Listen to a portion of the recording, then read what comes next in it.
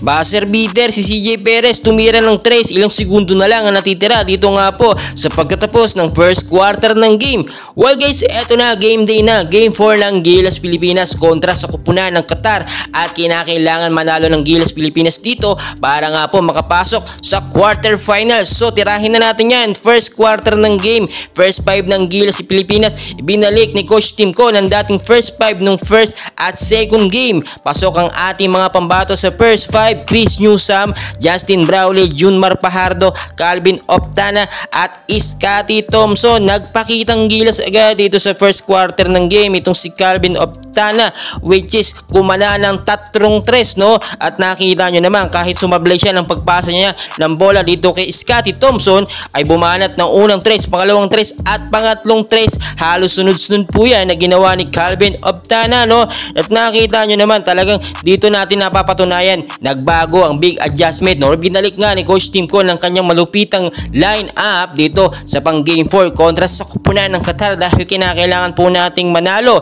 Nakita nyo naman under 1 minute of time bago matapos ang first quarter ng game ay ipinasok na ulit nito nga pong si Coach Tim ko. Nagbago, no? Si Kwame at si Japet pinagsabay na, no? Bago matapos ang first quarter ng game para pagbutihin pa at palakasin pa ang depensa.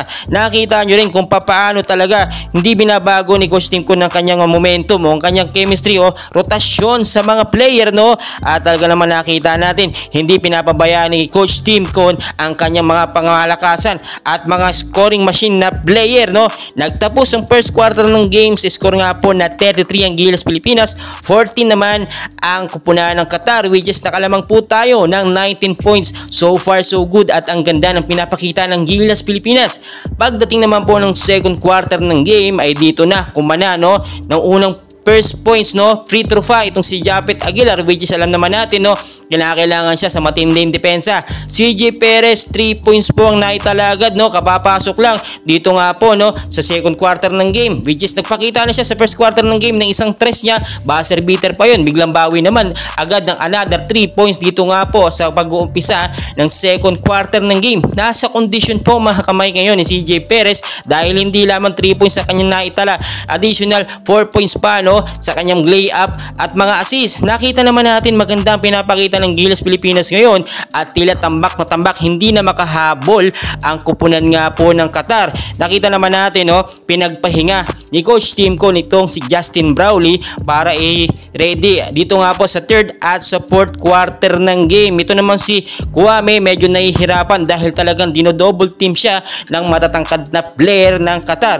Pero so far so good, natapos ang second quarter ng game ay ang tindi ng lamang natin. Hulaan po ninyo, nagtapos sa score na 57 ang Gilas Pilipinas, 23 naman ang Qatar. Super tambak po ito, which is 34 points. Ang pagdating nga po ng third quarter ng game ay mas lalo pang lumamang ang score ng Gilas Pilipinas kontra nga po sa kupunan ng Qatar, no? First 2 points agad itong si Junmar Fajardo, sinamahan pa yan na isang malupit na dakdak nito nga pong si Kwame, no?